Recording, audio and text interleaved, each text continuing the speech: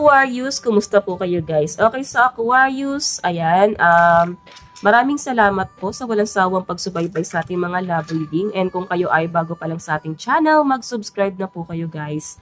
And i-click mo na rin yung ating notification bell para lagi po kayo guys updated sa ating mga bagong upload. So, tignan natin, Aquarius, update pagdating sa yung love situation. Okay, hanggang sa taong 2024, ano ba yung mga possible na mangyari guys, no? Okay, so tignan natin. Aquarius, Sun, Moon, Rising, and Venus sign. Aquarius, Sun, Moon, Rising, and Venus sign.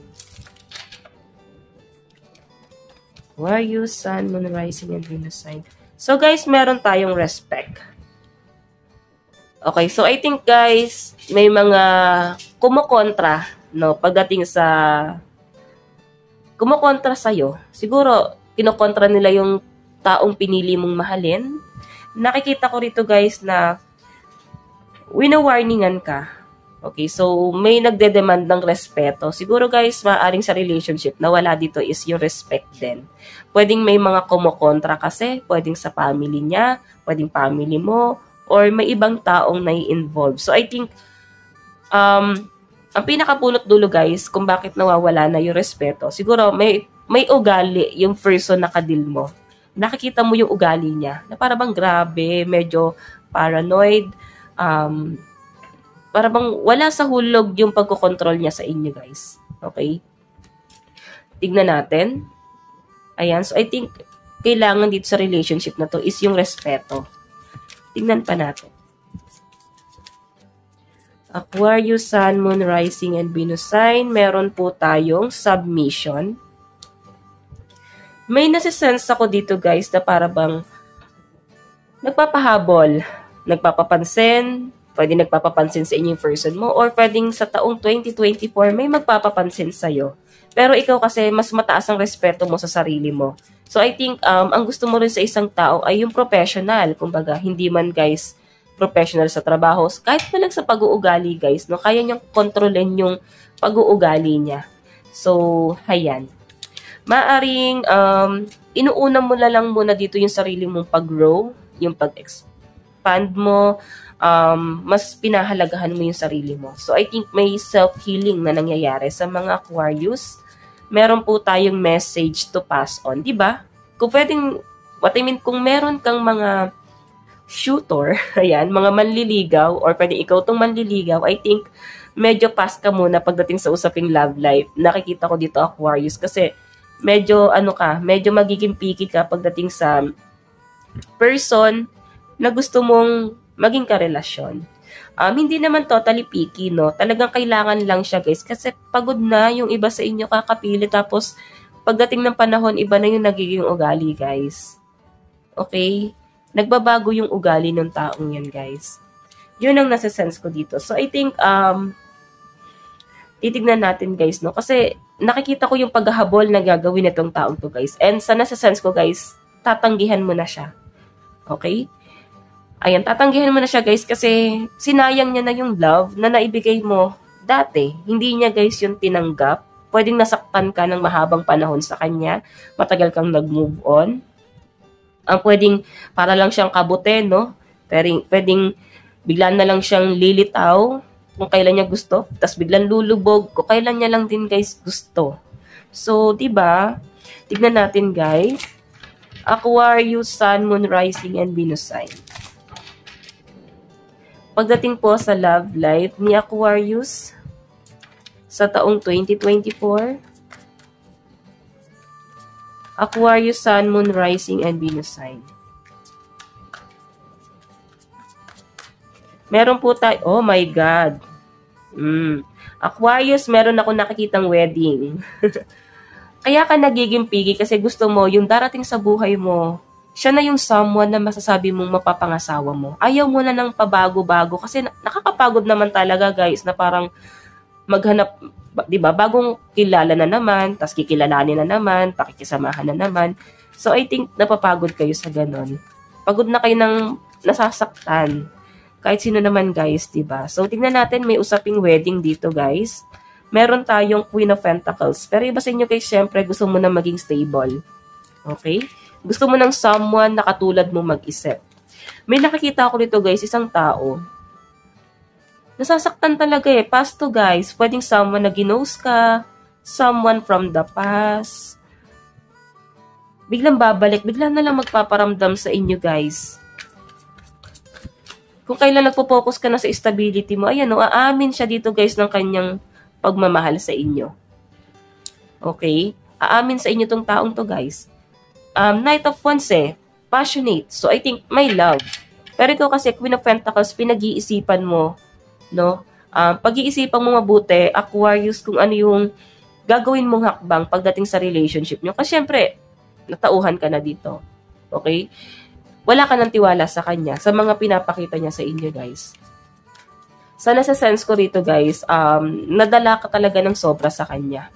Kung ano man yung ginawa sa inyo sa past, no? Kung ano man yung ginawa niya sa inyo, na parang bigla kayong iniwan, pinaasa, sinaktan ng paulit-ulit, guys. Nandun pa sa point na parang tinapakan niya pati dangal mo. Okay? Wala na yung respeto. Ito nga, oh, nawala yung respect. So, pag ganyan ang klase ng tao, guys, wag nyo na, guys, papasukin pa sa buhay mo kasi nasaktan ka sa kanya. Kung makita mo, pinag-iisipan mo mabuti. Nakikita ko dito, guys, sa para bang hindi siya wife material or husband material. Pwedeng etong taong to, guys, gusto niya lang talagang mag-explore. And ikaw yung nakikita niya na someone na pwedeng, alam yun, isa sa mga option niya na pwede siya mag-explore. Tingnan natin, guys. Love situation. Aquarius, Sun, Moon, Rising, and Venus sign. Okay, ayusin natin, guys. Meron tayong death. Diba? Ending and new beginning to, guys. Nagkaroon na ng ending talaga sa inyo. And possible na magkakaroon ng new beginning. Babalik at babalik sa inyo yung person na sobrang nanakit sa inyo, guys. Pero sa nakikita ko, guys, undecided ka na rito. Meron tayong judgment. Ayan, no. Siguro nahusgahan ka rin ng family.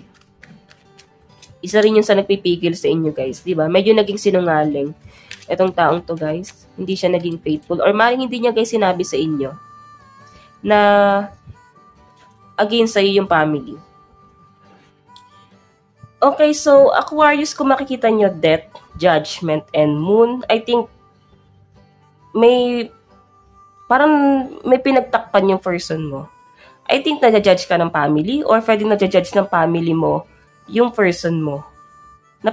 Parang pinagtatakpan mo lang. So, sa pinapakita sa akin dito, guys, may mga bagay, no, parang new person to na si sense ko. Iba to buko dito sa nang iwan sa'yo na parang gusto mag-reach out sa'yo, Aquarius.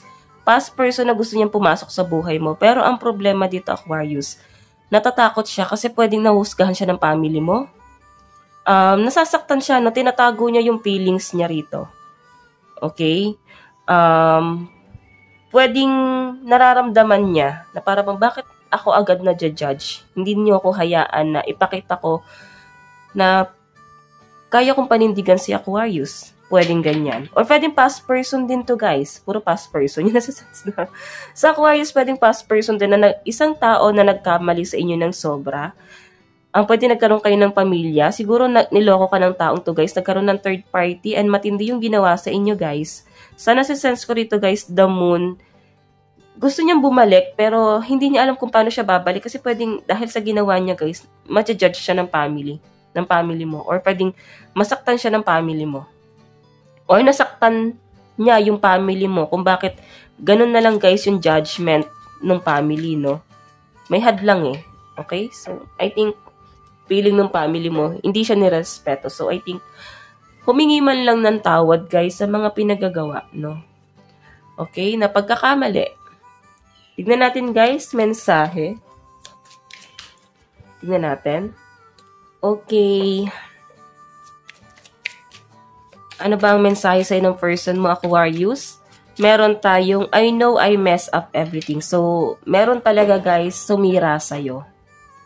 So, itong tao to, guys, grabe yung regret niya ngayon, no? Sa nakikita ko dito, grabe yung regret niya kasi feeling niya, sinira ka niya eh. Ngayon, buo ka na ulit. Nakukuha mo yung stability.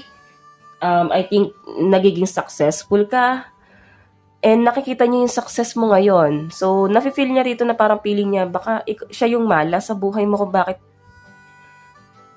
parang may nagpipigil, no? Nagpipigil makuha mo yung success. Pero ngayon guys, sobrang proud sa'yo yung person mo, kung ano man yung nararating mo sa buhay. Feeling niya guys, sinira ka niya.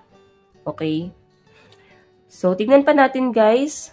Ayun, no? Mahal ka pa rin ng person na to guys. Tignan natin. Aquarius, meron tayong we need to let each other go. So, I think nung mga panahong naghiwalay kayo guys, sinabi niya sa sarili niya na kailangan yung maghiwalay kasi parang mas mahanap mo yung someone na makakatulong sa'yo. Siguro kasi ang naging conflict niya dito Aquarius is finances. Okay, yun din guys yung naging doubt, no, ng person mo. So, na-feel niya na parang kailangan yung maghiwalay para mas mahanap mo or merong isang tao na tutulong sa'yo para mas maging successful ka. And ganun din siya guys. Kasi kung hindi nyo bibitawan ng isa't isa, parang hindi kayo uusad. Na-feel niya siguro. Mas naging practical lang tong taong to. Meron tayong I regret lying to you. Diba? Nagsinungaling siya guys eh. Maaring mahal ka niya nun pero sinasabi niya na hindi ka na niya mahal. Nung panahong iniiwan ka niya. Okay? Ayan no? You don't know how hard it was to let you go. Naging masakit at mahirap din sa kanya na i-let go ka. Okay? So, tingnan natin guys, advice. Meron tayong know you are loved. So, alam mo, worth it ka. So, alam mo sarili mo, nakamahal-mahal ka, kailangan pinahalagahan ka. Mali lang yung mga taong napapapasok mo sa buhay mo kung bakit dumadating ka sa point na hindi ka masyadong nababalue. Okay? So, tingnan natin guys, kanino ba tong mga zodiac signs? Sino ba yung mga kadil mo? Aquarius, Sun, Moon, Rising, and Venus sign. Sino ba itong mga kadil mo? Ano bang zodiac sign? Meron tayong Aquarius. So, kapwa mo Aquarius. Meron tayong Cancer.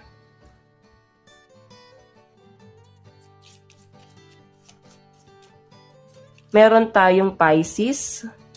So, guys, mas maganda pa rin na alam nyo ang inyong Sun, Moon, Rising, and Venus sign, no? Para mas maka-resonate ka, baka mas maka-resonate ka sa iba or para sa iba mo pang guidance. Okay? Katay ng tatlo. Ayan, possible na Aquarius, Cancer, and Pisces. Meron tayong Capricorn.